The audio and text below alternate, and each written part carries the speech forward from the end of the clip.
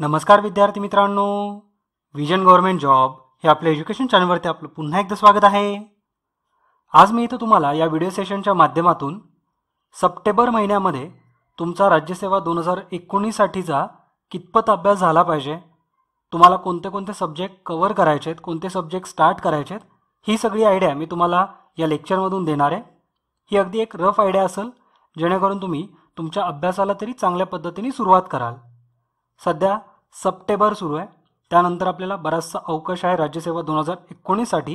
त्यामुळे तुम्हाला नेमका सध्या अभ्यास कोणता करायचा आहे हे एक मनामध्ये कन्फ्युजन असतं। अभ्यास तर करायचा आहे, पण कुठून सुरुवात करायची, कोणते टॉपिक पहिल्यांदा करायचे, त्यानंतर मेन्ससाठी कधी करायचं, प्रीसाठी कधी करायचं, तर हे तुमच्या मनामध्ये थोडंसं एक कन्फ्युजन सुरू असेल। तर एक तेच क्लिअर करण्यासाठी मी तुम्हाला एक टाइमलाईन आखून देतो। या सप्टेंबरमध्ये तुम्ही कोणते विषय करणे अपेक्षित आहे, ते कंप्लीट कसे करावे, हे सगळं मी तुम्हाला या लेक्चरमधून सांगणार आहे। सोबतच विजन स्टडीवरती येत्या रविवारी म्हणजे 2 सप्टेंबर रोजी ज्या वेगवेगळ्या टेस्ट होतील, तर त्याचं टाइम टेबलसुद्धा आपण बघूयात। पहिल्यांदा आपण टाइम टेबल बघू आणि त्यानंतर सप्टेंबर 2018 साठी आपली स्ट्रॅटेजी कशी असली पाहिजे हे आपण इन डिटेलमध्ये डिस्कस करू। आता हे जे टाइम टेबल आहे हे विजन स्टडीवरती राज्यसेवा 2019च्या फर्स्ट बॅचमधल्या विद्यार्थ्यांसाठी आणि राज्यसेवा 2019च्या टेस्ट सिरीजमधल्या विद्यार्थ्यांसाठी असणार आहे। असंच एक टाइम टेबल हे राज्यसेवा 2019च्या सेकंड बॅचमधल्या विद्यार्थ्यांसाठी सुद्धा असणार आहे। त्यामुळे सेकंड बॅचमधल्या विद्यार्थ्यांनी हे टाइम टेबल आत्ता समोर जे तुम्हाला दिसतंय हे फॉलो न करता यानंतर जे दिसणार आहे ते सेकंड बॅचसाठी असेल। ठीक आहे, हे टाइम टेबल राज्यसेवा 2019च्या फर्स्ट बॅचसाठी आणि राज्यसेवा 2019च्या टेस्ट सिरीजमधल्या विद्यार्थ्यांसाठी असणार आहे। ठीक आहे, आता यामध्ये कोणती टेस्ट कोणत्या विषयाची आणि किती वाजता होईल हे आपण बघू। पहिली तुमची टेस्ट असणार आहे सकाळी 10 वाजता। मुघल सत्ता ही टेस्ट होईल। इयत्ता 7वी वरती जे आपण इतिहासाचे लेक्चर्स बघितले त्यावरती आधारित ही टेस्ट असणार आहे।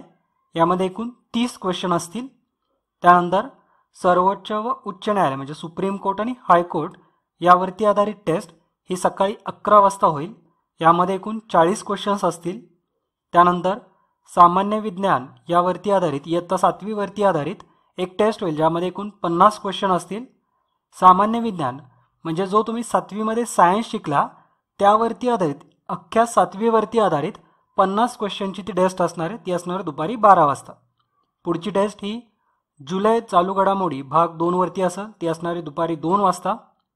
पुढे टेस्ट पंचवार्षिक योजना 5, 6 आणि 7 या 3 पंचवार्षिक योजनांवरती आधारित एकच टेस्ट होईल। यामध्ये एकूण 50 क्वेश्चन असतील। ही टेस्ट दुपारी 4 वाजता होईल। त्यानंतर पुढची टेस्ट ही नवे धार्मिक प्रवाह यावरती आधारित असणार आहे आणि ही टेस्ट होईल सायंकाळी 7 वाजता। तर अशा या 6 टेस्ट असतील राज्यसेवा 2019च्या फर्स्ट बॅचमधल्या विद्यार्थ्यांसाठी आणि राज्यसेवा 2019च्या टेस्ट सिरीजमधल्या विद्यार्थ्यांसाठी। अशाच काही टेस्ट या राज्यसेवा 2019च्या सेकंड बॅचमधल्या विद्यार्थ्यांसाठी सुद्धा असणार आहेत। फक्त तिथं टेस्टचा नंबर थोडासा जास्त असणार आहे, कारण ऑलरेडी विजन स्टडीवरती राज्यसेवेच्या बॅचमध्ये 50+ टेस्ट झालेल्या आहेत। तर आता राज्यसेवा सेकंड बॅचमध्ये या रविवारीपासून टेस्टला सुरुवात होईल, तर म्हणून थोडंसं फास्ट कव्हर करण्यासाठी तिथं 10 टेस्ट अवेलेबल असतील। आता या टेस्ट कोणत्या, तर पहिली टेस्ट असणार आहे राष्ट्रीय उत्पन्न या टॉपिकवरती। त्यानंतर पुढची टेस्ट असेल लोकसंख्या भाग 1 या लेक्चरवरती आधारित। त्यानंतर लोकसंख्या भाग 2 यावरती आधारित। पुढची टेस्ट असेल बेरोजगारी या विषयावरती। अशा एकूण या पहिल्या 4 टेस्ट या तुमच्या अर्थशास्त्रावरतीच आधारित असतील। त्यानंतरची टेस्ट ही आधुनिक इतिहास यावरती आधारित असेल। पुढची टेस्ट ही भारतीय चलन व्यवस्था यावरती आधारित असेल। त्यानंतर प्राचीन भारताचा इतिहास ही टेस्ट असणार आहे 8व्या नंबरला। 9वी टेस्ट असेल सामान्य भूगोल आणि शेवटची जी टेस्ट असणार आहे ही असणार आहे मे चालू घडामोडी भाग 1। आपण विजन स्टडीवरती एप्रिल आणि मे या 2 महिन्यांच्या करंट अफेअर्स बघितल्यात। जून महिन्याचे करंट अफेअर्स हे आज कंप्लीट झालेले आहेत। त्याचं लेक्चरसुद्धा तुम्हाला आज संध्याकाळी और उद्या सकाळी मिळून जाईल। ठीक आहे, तर अशा प्रकारे हे राज्यसेवा 2019 साठी विजन स्टडीवरती फर्स्ट बॅच आणि सेकंड बॅच याचं हे टाइम टेबल असणार आहे। या टाइम टेबलचा वापर करून तुम्ही त्या विषयासाठी व्यवस्थितपणे प्रिपरेशन कराल, प्रत्येक टेस्टमध्ये एक प्रॉपर गॅपसुद्धा दिलेला आहे आणि त्या गॅपमध्ये तुम्ही पुढच्या विषयाचा अभ्यास करू शकता. ठीक आहे. तर असं हे एक टेस्टचं टाईम टेबल या 2 सप्टेंबरचं असणार आहे, म्हणजे या रविवारपासूनचं असणार आहे. त्यानंतर नेक्स्ट टेस्टचं टाईम टेबल हे मी तुमच्यापर्यंत पुढच्या येणाऱ्या थर्सडेला घेऊन येईल. ठीक आहे. आता आपण सप्टेंबरमध्ये अभ्यासाचं नियोजन कसं असलं पाहिजे आणि खास करून विजन स्टडीवरती सुद्धा सप्टेंबरमध्ये कोणते कोणते विषय कंप्लीट होतील आणि कसे लेक्चर्स असतील याचा मी तुम्हाला एक आयडिया देतो.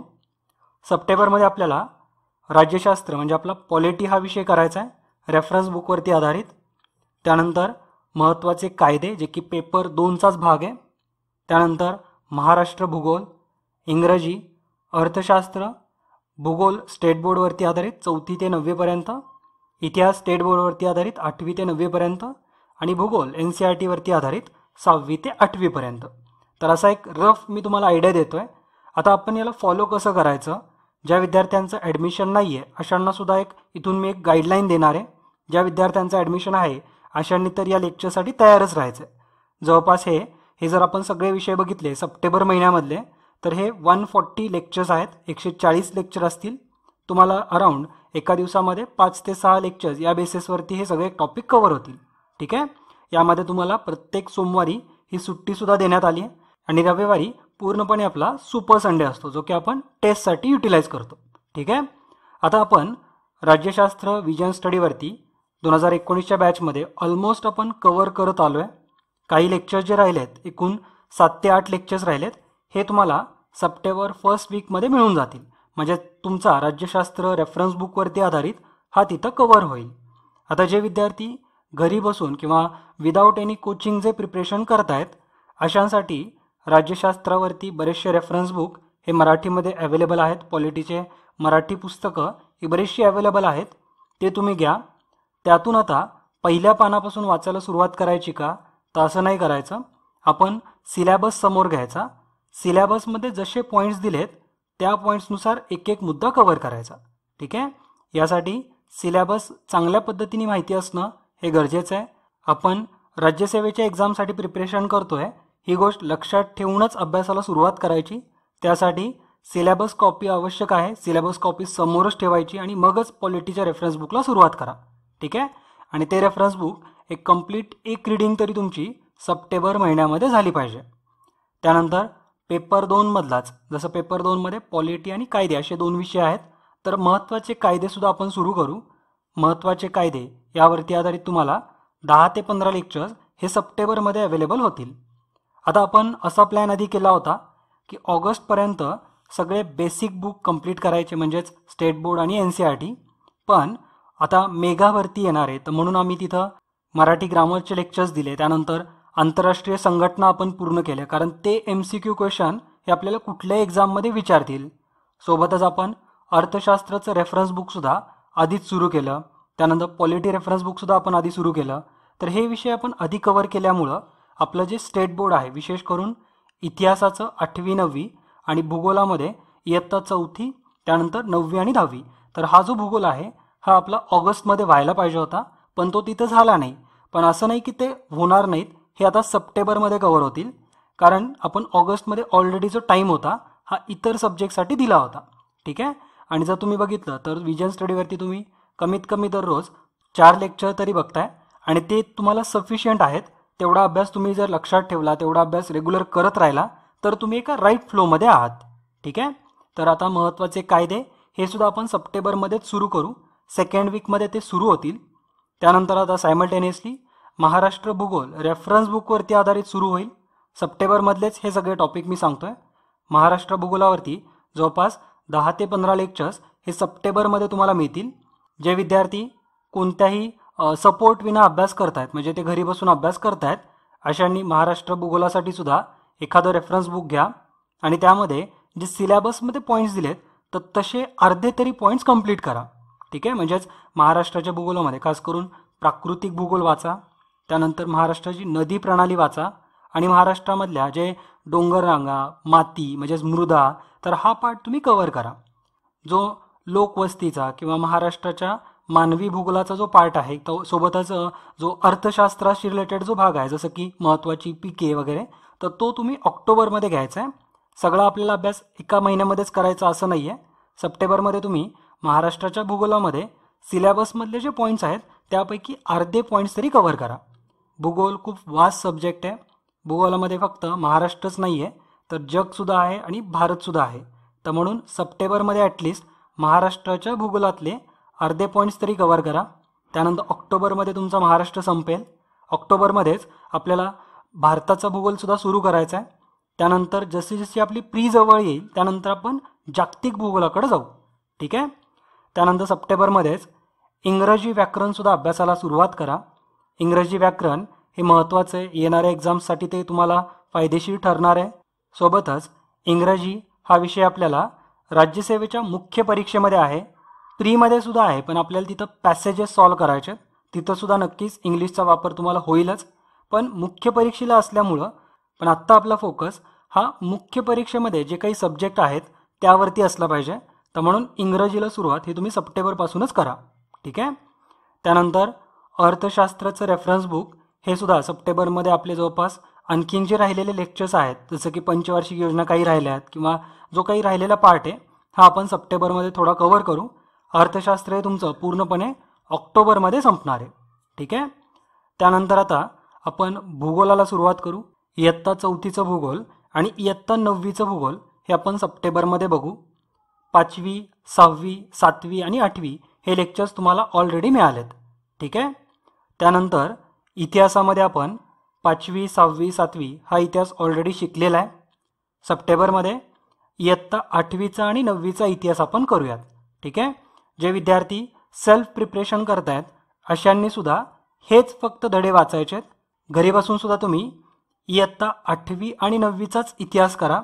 8वीमध्ये जो इतिहास आहे तोच ॲज इट इज 5वीमध्ये सुद्धा आहे. त्यामुळं डायरेक्टली आता 5वी वाचत बसण्यापेक्षा 8वीचाच अभ्यास करा. त्यानंतर 9वीचा इतिहास घ्या. ठीक आहे. आणि सगळ्यात शेवटी NCERTच्या भूगोलाला सुरुवात करा.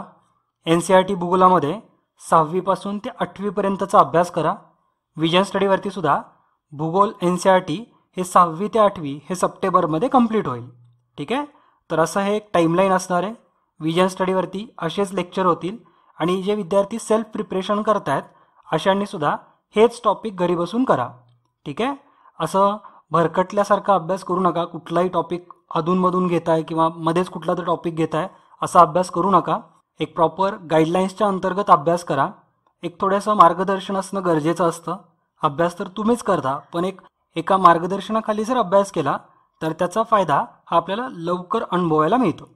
तर म्हणून जे विद्यार्थी घरी बसून सुद्धा प्रिपरेशन करतायत अशांनी हेच टॉपिक करा. बाकी इतर याच्या पलीकडे जाऊन कुठलेही टॉपिक करू नका. सप्टेंबरसाठी मी तुम्हाला एक छान पद्धतीने सब्जेक्ट लिस्ट दिलेली आहे, ही तुम्ही कंप्लीटच करा. ठीक आहे. आता यामधून जर तुम्ही विचार केला तर बरेचसे विषय तुम्ही इथं संपवताय जे आपल्याला राज्यसेवेसाठी, आपल्याला राज्यसेवा पूर्व आणि मुख्य परीक्षेसाठी जेवढा सिलेबस आहे त्यातला ऑलमोस्ट 30% सिलेबस हा आपला सप्टेंबरमध्ये कव्हर होतो आहे.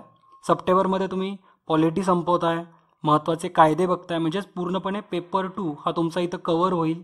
त्यानंतर पेपर 1मध्ये महाराष्ट्र भूगोल, भारताचा भूगोल आणि जगाचा भूगोल असे दिलेले आहेत. तर इयत्ता 4थीमध्ये महाराष्ट्र भूगोल सखोलमध्ये शिकताय. सोबतच महाराष्ट्र भूगोलाचे रेफरन्स बुकवरती आधारित सुद्धा लेक्चर सुरू होत आहेत. हे सुद्धा तुम्हाला एक बॅलन्स अभ्यासासाठी गरजेचं आहे. त्यानंतर इयत्ता 9वीमध्ये तुम्ही एक मिक्स स्वरूपाचा जगाचा आणि भारताच्या भूगोलाचा अभ्यास कराल.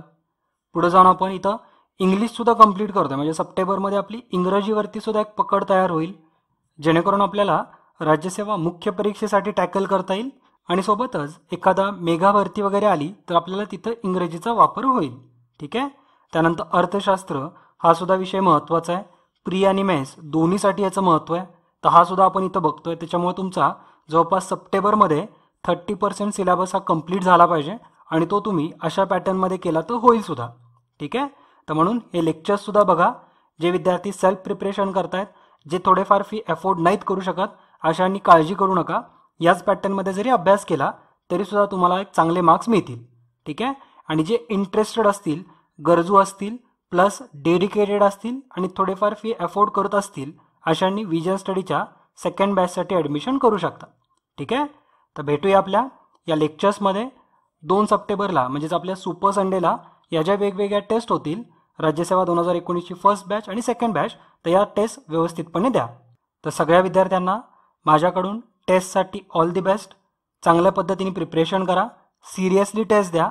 ही टेस्ट आपली राज्यसेवेचीच परीक्षा आहे असं मनामध्ये ठेवून टेस्ट द्या, म्हणजे तुम्हाला चांगले मार्क्ससुद्धा मिळतील आणि अभ्यासामध्ये सुद्धा मन लागेल.